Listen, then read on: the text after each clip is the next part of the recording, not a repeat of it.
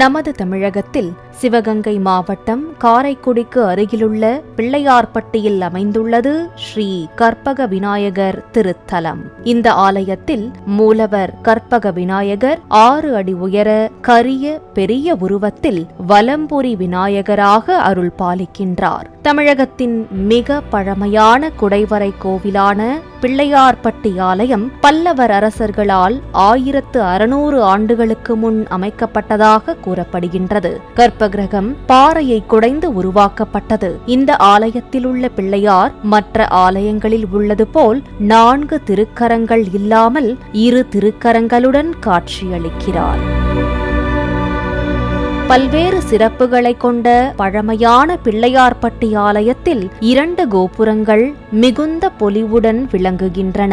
ஆலயத்தின் கிழக்கு வாயிலில் அமைந்துள்ள ராஜகோபுரம் சுமார் 175 அடிகள் உயரத்துடன் அமைக்கப்பட்டுள்ளது. 7 நிலைகளுடனும் 9 கலசங்களை கொண்டும் பிரம்மாண்டமாக காட்சியளிக்கும் இந்த ராஜகோபுரம் 500 ஆண்டுகளுக்கு முற்பட்டது என்கின்றனர். For more information, watch the full video, link in description.